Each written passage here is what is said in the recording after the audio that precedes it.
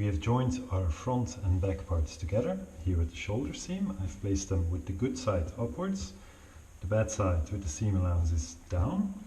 These are our two sleeves that I've cut with the good sides together. So these are the good sides. We're going to now attach the sleeves to the shoulder, right? A sleeve will always be attached like this, right?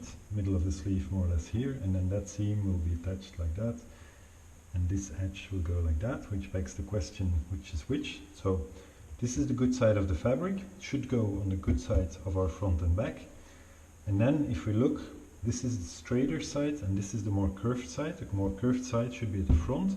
So this is the correct position. So like this, with the good side down and a curved front at the back is the good position there. Now we're going to put in a few pins because we're going to be joining this arm opening seam with this curved seam of our sleeve. So those seams are quite different in shape, so we're going to have to maneuver them a bit, and to make sure that we stay on track, we're going to put in some pins. So you start here on this side and put in a pin.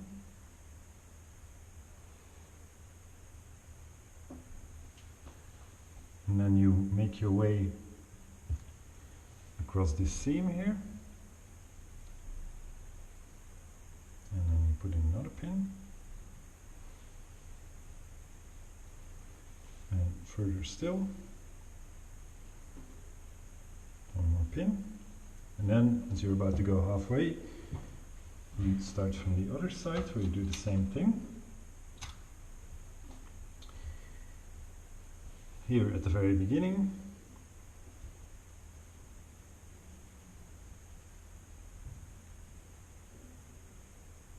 one pin,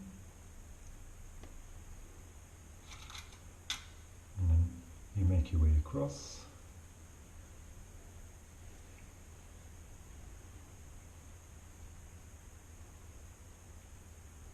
Another pin.